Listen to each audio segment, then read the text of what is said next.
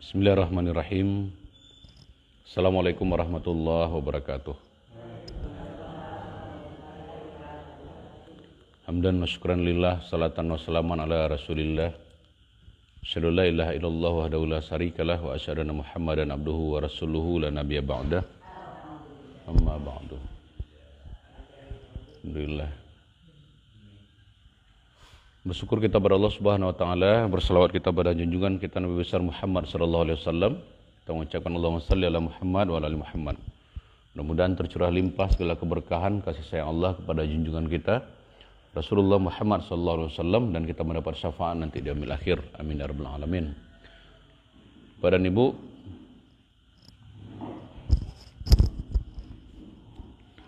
mulai kita subuh tadi lampu mati.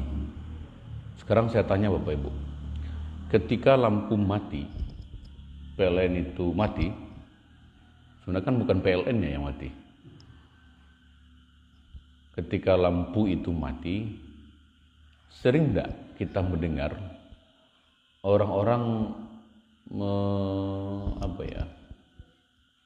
mencaci, menyumpahilah, mengutuk PLN? Pernah dengar itu? Dengan segala bahasa-bahasa yang gak enak didengar. Betul Bapak Ibu? Disalahkan orang PLN. Padahal maaf Bapak Ibu, ketika lampu itu mati, mereka itu resah, mencari di mana penyebabnya. Bukan mereka nggak kerja, tapi banyak di antara kita yang bisa nyumpahin saja, ngutuk saja. Harusnya, sejatinya, ketika lampu PLN itu mati, apa yang harus kita lakukan Bapak Ibu? Coba duduk sebentar, merenung 1 menit saja. Apa yang kita renungkan? Ya Allah, apa yang ingin Kau sampaikan pada kami ya Rabb dengan matinya lampu ini? Mati lampu di dunia ya Allah, kami begitu panik ya Allah. Betul enggak? Panik ya Rabb. Padahal Bapak Ibu, bisa jadi Allah hadirkan kegelapan di rumah kita. Allah ingin menyampaikan pesan. Menyampaikan pesan apa? Menyampaikan pesan alam kubur Bapak Ibu. Membayang-bayangkan pada kita, hai fulan, hai fulana, seperti inilah kira-kira kegelapan yang akan kau temui nanti dalam kubur. Bahkan bisa jadi lebih gelap dari kejadian di mana lampu mati hari ini Bapak Ibu. Betul enggak? Kalau kita lampu mati, masih ada lampu emergensi. Di kubur besok ada enggak lampu emergensi? Enggak ada. Harusnya kita merasakan, ya Allah, terima kasih ya Allah, Engkau sudah berkali-kali mengingatkan kami akan kematian dengan matinya lampu PLN itu. Jadi dulu Bapak Ibu, saya termasuk golongan orang-orang yang dalam tanda kutip mengutuk orang-orang PLN. Tapi belakangan saya sadar Bapak Ibu, ya Allah, kenapa kita harus mengutuk PLN? Padahal kejadian mati lampu, sesungguhnya Engkau sedang mengingatkan kami akan kematian kami ya Rabb. Kematian yang tiba-tiba, layaknya lampu mati, tap, gelap. Betul enggak Bapak Ibu? Kematian itu ngasih kode enggak gitu? Hai fulan, jam 2:30 malam ini kamu mati. Ngasih kode enggak? Enggak Bapak Ibu. Lampu mati ini ngasih kode enggak duluan? Kadang lagi asiknya masak, ya kan? Atau lagi asik-asiknya kita ngajarin anak belajar daring di rumah, tap, mati lampu. Harusnya besok dengan kita menghina, dengan kita menyumpahi, kira-kira itu akan membuat lampu itu cepat hidup enggak? Mana yang lebih baik, kita menghina atau kita mendoa? Doa. Sembari banyak-banyak istighfar Bapak Ibu. Banyak-banyak istighfar kita. Setiap lampu mati, bukan setiap lampu mati sih, istighfar itu kan setiap saat harusnya. Tapi pada saat lampu mati, perbanyak istighfar. Ya Astaghfirullahaladzim, ya Allah, Engkau sedang mengingatkan kami akan kematian kami, ya Allah. Engkau sedang ingin memperlihatkan kepada kami seperti apa gelapnya alam kubur, ya Allah. Begitu Bapak Ibu. Jadi setiap peristiwa yang Allah hadirkan dalam hidup kita senantiasa ada pesan cinta di sana. Pesan cinta siapa? Pesan cinta Allah pada kita. Apapun itu. Ketika mati lampu, Allah ingin mengirimkan pesan cinta tentang dekatnya kematian. Wahai hambaku, kematianmu sudah dekat. Seperti itu. Oke Bapak Ibu. Oke ya. Baik. Hari ini kita akan bercerita lagi. Kalau kemarin memang hari Selasa kita kosong ya. Memang ada keperluan di Padang sehingga kita belum bisa mengisi hari kemarin. Insyaallah mudah-mudahan ke depan senantiasa Allah berikan terus kita kesempatan Bapak Ibu. Maka setiap taklim ba'da taklim itu saya selalu minta sama Bapak dan Ibu, Pak, Bu, doakan saya. Doakan istri saya, anak-anak. Karena itu sebuah sistem Bapak Ibu. Sebuah sistem yang ketika satu subsistem terganggu, maka terganggulah sistem itu. Maka Allah lah yang maha pemegang sistem itu. Nah makanya kita terus menghamba sama Allah, terus menghibah sama Allah. Mudah-mudahan Allah sehatkan semua kita. Mudah-mudahan Allah sampaikan umur kita pada Ramadan tahun ini. Amin. Ya Rabbal Alamin. Hari ini kita bercerita tentang saudara kandungnya Anas bin Malik. Anas bin Malik itu Bapak Ibu pelayan Rasulullah. Ya. Yang kemana Rasulullah, Anas bin Malik ada di sana. Nah hari ini saya ingin bercerita tentang saudara Anas bin Malik yang namanya Al-Bara. Siapa namanya kan? Al-Bara bin Malik.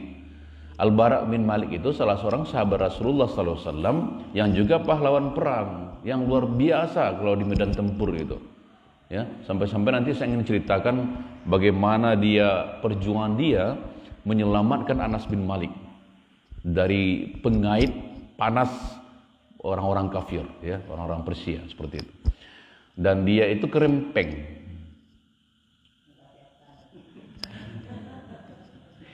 Saya kerempeng lihatnya kayak gindo. Dia kerempeng, kemudian katanya berkulit legam, ya. Namun jangan salah, ternyata Al-Bara itu mampu menewaskan bahkan ratusan orang musyrik dalam perang tanding 1 lawan 1. Memang badan kerempeng, tapi sabetan pedangnya luar biasa. Ratusan orang-orang musyrik itu. Nah, contohnya dalam perang Yamamah. Ya, dalam perang Yamamah itu adalah perang melawan Musailamah Al-Kadzab, nabi palsu. Pada pemerintahan Abu Bakar As-Siddiq, ya, Abu Bakar memerintahkan untuk menyerang Musailamah Al-Kadzab dengan pasukan-pasukan murtadnya di perang Yamamah namanya. Nah, pada saat itu Al-Bara menunjukkan kepahlawanannya. Ketika panglima perang pada saat itu Khalid bin Walid sudah masuk Islam pada saat itu. Masih ingat Khalid bin Walid memimpin pasukan di bawah Bukit Uhud dengan 200 pasukan yang menyerang kaum muslimin yang masih tinggal 10 orang di atas bukit, bertahan di atas bukit pada saat masih kafir itu. Jadi Khalid bin Walid itu ahli strategi Bapak Ibu, luar biasa. Dan ketika dia sudah masuk agama Islam, dia menjadi panglima perang pada saat Abdullah bin Rawahah wafat pada saat itu, masih ingat ya, maka dia dipilih secara demokratis oleh kaum muslimin untuk diangkat menjadi panglima perang. Yang 3 itu Rasulullah yang menunjuk. Siapa yang 3 itu? Zaid bin Haritsah, Ja'far bin Abu Talib, dan Abdullah bin Rawahah. Yang ketiga itu Khalid bin Walid. Nah pada saat itu Khalid bin Walid yang memimpin sebagai panglima perangnya, ia melihat kepada Al-Bara. Seraya berkata, wahai Al-Bara, kerahkanlah kaum Ansar, ya, Al-Bara bin Malik ini, kaum Ansar seperti itu. Saat itu Al-Bara itu berteriak kepada kaumnya, wahai kaum Ansar, jangan kalian berpikir kembali ke Madinah. Tidak ada lagi Madinah setelah hari ini. Ingatlah Allah, ingatlah surga. Oh, dengan lantangnya, wahai kaum Ansar, jangan kalian berpikir kembali ke Madinah. Seperti itu. Tidak ada lagi Madinah setelah hari ini. Ingat Allah, ingatlah surga. Begitu dia mengobarkan semangat kaum Ansar pada saat itu di perang Yamamah.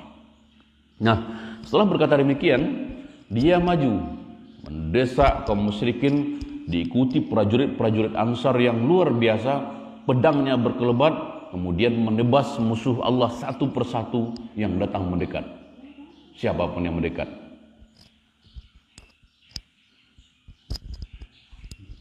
Sudah low ya. Baik.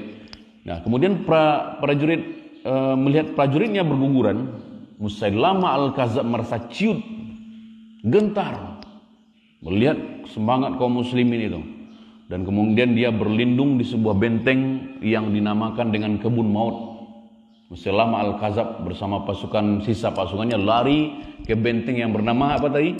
Kebun maut namanya, seperti itu. Jadi kebun maut itu adalah benteng terakhir bagi Musailamah dan pasukannya. Pagarnya tinggi dan kokoh.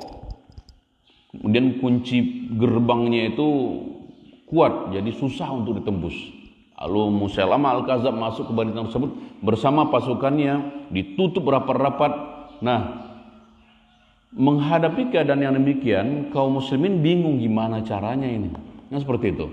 Nah, kemudian dalam benak Al-Bara, mungkin Al-Bara ini MK-nya intuiting nih. Dalam benak Al-Bara muncul pemikiran. Ayo kawan-kawan, katanya, angkat tubuhku yang kerempeng ini, lemparkan ke dalam benteng itu. Nah, dilakukanlah, diangkatlah tubuhnya yang kerempeng itu, dilemparkan ke bagian dalam benteng. Ia dengan gagah beraninya langsung membuka pintu benteng itu dari dalam, dan kaum muslimin pun membanjiri masuk ke dalam benteng, dan lebih dari 20.000 orang murtad tewas.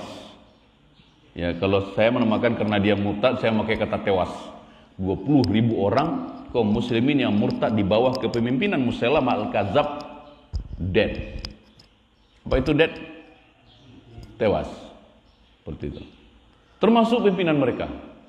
Musailamah Al-Kadzab mati di benteng kebun maut itu. Insyaallah. Dan jasa Al-Bara ini dalam perjuangan Islam, Al-Bara bin Malik ini dalam perjuangan Islam itu luar biasa, Bapak Ibu. Luar biasa sekali. Karena luka-luka yang dia derita, lebih dari sebulan lamanya dia dirawat. Banyak sekali luka yang dia derita di perang Yamamah itu. Perang melawan Musailamah Al-Kadzab. Nah, yang menariknya lagi adalah ternyata Bapak Ibu, Al-Bara itu sangat merindukan syahid. Luar biasa orang-orang dahulu itu. Dia berharap di perang Yamamah itu dia meninggal. Dia menjadi syahid. Tapi enggak. Dia kecewa karena gagal memperoleh syahid itu di kebun maut yang saya ceritakan tadi. Nah, sejak saat itulah dia terus menceburkan dirinya ke kancah peperangan. Kenapa? Dia enggak mau sekalipun kesempatan untuk berperang membela agama Allah itu dia alpa. Dia absen. Terus. Kenapa? Karena ia sangat rindu bertemu dengan Rasulullah Muhammad SAW. Pada saat perang Yamamah terjadi, Rasulullah sudah tidak ada. Sudah meninggal dunia seperti itu.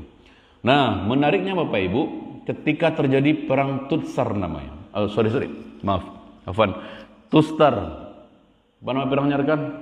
Tustar. Perang Tustar. Ketika terjadi perang Tustar, ada satu hal yang menarik di situ. Dia nggak mau ketinggalan juga. Pada saat itu, pasukan musuh berlindung di sebuah benteng yang kuat juga, yang kokoh dan kuat. Temboknya tinggi dan besar. Nah, kaum muslimin mengepung benteng tersebut dengan ketat. dalam keadaan demikian, ini pasukan Persia ini lawan mereka, menggunakan berbagai cara untuk menaklukkan kaum muslimin. Mereka menggunakan pengait. Pengait itu pengait, pancing, kebayang dah, mata pancing. Besar tapi itu dikasih rantai, kemudian pengait itu diikatkan ke ujung rantai besi yang dipanaskan. Jadi rantai itu dipanaskan, rantai tersebut dilemparkan ke pasukan muslimin. Dan ada beberapa kaum muslimin yang tersambar oleh pengait itu, pengait yang rantainya dipanaskan itu. Salah satu yang tersambar itu adalah Anas bin Malik, saudaranya Al-Barra bin Malik. Anas bin Malik, ingat pelayan Rasulullah, orang yang sangat setia pada Rasulullah, orang yang didoakan oleh Rasulullah agar mendapatkan umur yang panjang, diberkahi anak yang banyak, dan itu didapat oleh Anas bin Malik. Nah, melihat saudaranya tersangkut oleh pengait panas itu, maka Al-Barra bin Malik langsung mengejar saudaranya, kemudian menahan besi panas itu dengan tangan kosong. Bapak Ibu tahu apa yang terjadi? Anas bin Malik terselamatkan, namun tangannya Al-Barra bin Malik terkelupas sehingga nampak tulang-tulangnya. Jadi sebagian tangan ini dagingnya itu terlepas ke besi panas pengait itu, sehingga nampak tulang-tulang mereka. Ya, nampak tulang-tulangnya. Kemudian melihat hal itu melepuh, ya, besi panas Bapak Ibu dipegang kuat-kuat supaya Anas bin Malik itu bisa terselamatkan dari pengait itu. Melepuh. Namun dia nggak peduli Bapak Ibu. Tangannya itu melepuh, nggak peduli dengan rasa sakit. Karena niatnya ikut peperangan itu bisa mendapatkan syahid di perang tersebut, kemudian bisa bertemu dengan Rasulullah, karena dia bilang dia kangen sekali dengan Rasulullah. Melepuh tangannya itu. Ia berhasil menyelamatkan Anas bin Malik. Kemudian kalau bahasa riwayat mengatakan hanya tinggal kerangka Bapak Ibu. Hanya tinggal kerangka, bayangkan. Daging-daging ini melepuh habis kedua tangannya. Sungguh sebuah pengorbanan yang luar biasa. Bagaimana dia menyelamatkan saudara kandungnya, bagaimana dia tidak mempedulikan rasa sakit, bagaimana kecintaannya terhadap syahid, bagaimana kerinduannya kepada Rasulullah SAW. Allahu Akbar. Dan dalam perang Tustar ini, Al-Bara bermohon pada Allah. Bermohon pada Allah.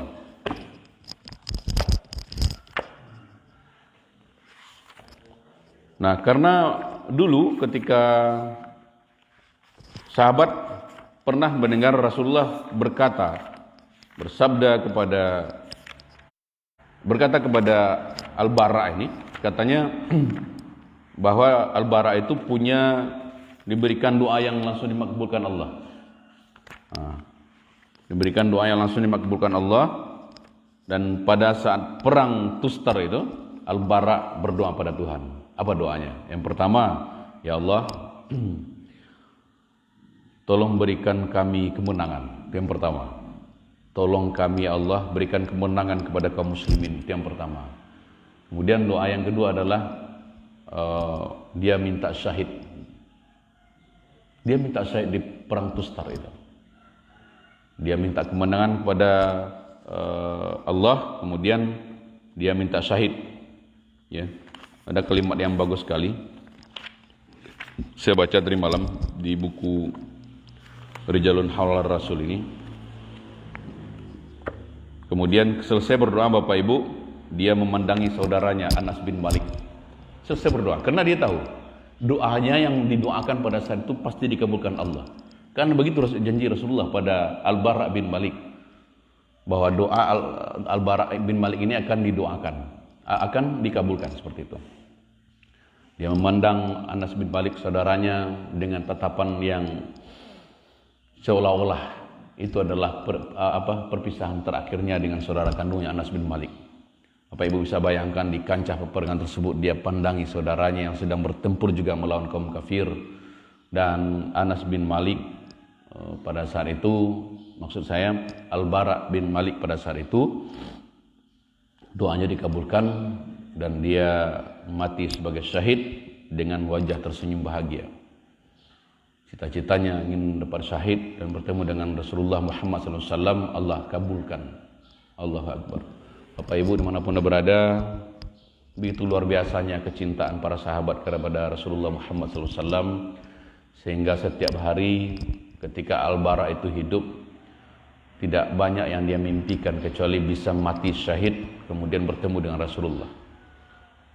Pertanyaannya, sebegitu dalamnyakah rasa rindu itu, rasa cinta itu kepada Rasulullah Muhammad SAW? Para sahabat yang kita ceritakan setiap pagi Bapak Ibu, mereka hidup di zaman Rasulullah. Mereka pernah duduk sehamparan dengan Rasulullah dan mereka pernah memandang wajah Rasulullah. Nah, kita Bapak Ibu, kita tidak pernah melihat wajah Rasulullah. Kita pun tidak pernah duduk sehamparan dengan Rasulullah. Kita pun tak pernah melihat beliau. Tapi tahukah Bapak Ibu, ternyata Rasulullah SAW begitu merindukan kita. Makanya suatu ketika saat ditanya oleh para sahabat, ditanya oleh Rasulullah kepada para sahabat, wahai sahabatku, tahukah kalian siapa yang mulia di sisi Allah? Para sahabat menjawab, ya Rasulullah, apakah orang yang mulia engkau maksud itu adalah para nabi dan rasul ya Rasulullah? Iya, kata Rasulullah, tapi bukan mereka yang aku maksud. Kemudian Rasulullah bertanya lagi, tahukah kalian siapa yang mulia di sisi Allah? Sahabat menjawab, apakah kami ya Rasul, apakah kami para sahabatmu yang engkau maksud? Iya, kata Rasulullah, kalian mulia di sisi Allah, tapi bukan kalian yang aku maksud. Kemudian Rasulullah menundukkan kepalanya. Ketika dia mengangkat kepalanya, Rasulullah menangis terseduh-seduh. Menangis seperti menangis orangnya kehilangan sesuatu yang sangat dicintainya. Menangis. Para sahabat khawatir, ya Rasulullah, apa yang sedang terjadi? Kenapa engkau menangis seperti ini ya Rasulullah? Rasulullah menjawab, wahai sahabatku, tahukah kalian siapa yang aku maksud? Mereka adalah orang-orang yang tak pernah memandang wajahku. Mereka adalah orang-orang yang tidak pernah duduk sehamparan denganku layaknya kalian hari ini. Mereka tidak pernah, mereka lahir jauh setelahku. Tapi tahukah kalian, kata Rasulullah, mereka begitu merindukanku. Aku pun rindu dengan mereka. Tahukah kalian, wahai sahabatku, siapa yang aku maksud?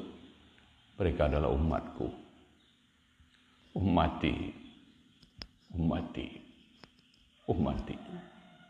Ternyata Rasulullah sangat merindukan kebaikan bagi kita, Bapak Ibu. Bahkan sebelum kita ada di dunia ini, Rasulullah sangat merindukan kita. Allahumma shalli ala Muhammad wa ala Allahumma shalli ala Muhammad wa ala Muhammad. Allahumma shalli ala Sayyidina Muhammad wa ala Muhammad. Ya Allah, sampaikan salam rindu kami, ya Allah, kepada junjungan kami Rasulullah Muhammad SAW. Izinkan kami kelak bisa bertemu, ya Allah, menatap wajahnya, memandang senyumnya. Izinkan, ya Allah. Amin. Baik, Bapak Ibu, kita tutup dengan doa kafaratul majelis. Subhanakallah wa bihamdika, subhanakallahumma wa bihamdika, asyhadu an la ilaha illa anta, astaghfiruka wa atubu ilaih. Assalamualaikum warahmatullahi wabarakatuh. Teman-teman yang sedang menyaksikan kami hari ini, terima kasih banyak sudah menyaksikan kami. Mudah-mudahan bermanfaat. Sekiranya dirasa bermanfaat tentang kisah-kisah yang kami sampaikan, sampaikanlah kepada anak cucu kita, kemenakan kita. Mudah-mudahan mereka pun tumbuh rasa rindu pada Rasulullah Muhammad SAW. Terima kasih banyak. Assalamualaikum warahmatullahi wabarakatuh.